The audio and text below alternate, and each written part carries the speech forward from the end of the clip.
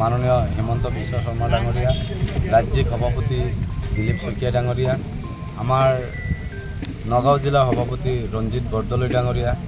আমাৰ চামগুৰি সমষ্টিৰ বিধায়ক দীপলুৰঞ্জন শৰ্মা ডাঙৰীয়া, বৰহমপুৰ সমষ্টিৰ বিধায়ক জিতু গোস্বামী ডাঙৰীয়াকে প্ৰমুখ কৰি আমাৰ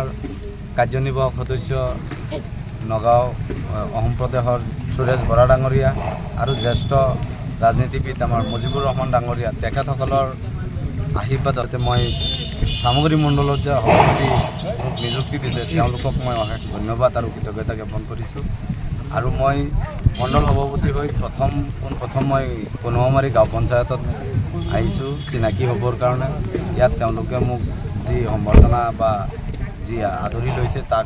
তাৰ বাবে মই কনুৱামাৰী গাঁও পঞ্চায়তৰ সমূহ কাৰ্যকৰ্তাসকলক ধন্যবাদ জনাইছোঁ। আৰু মই আশা কৰিছোঁ যে তেওঁলোকক লৈ পেলাই মই যাতে চামগুৰি মণ্ডলৰ আমাৰ সাংগঠনিক দিশটো আৰু শক্তিশালী কৰিব পাৰোঁ। আগন্তুক দিনত যাতে আমি আৰু যি আগন্তুক পঞ্চায়ত নিৰ্বাচন বা জেনেৰেল 26ৰ যি ইলেকশ্যন আছে ইয়াত যাতে আমাৰ প্ৰাৰ্থীক চামগুৰিৰ পৰা আকৌ যাতে আমি জয়যুক্ত কৰাব পাৰোঁ, তাৰ বাবে মই দিন ৰাতি কাম কৰি চেষ্টা কৰি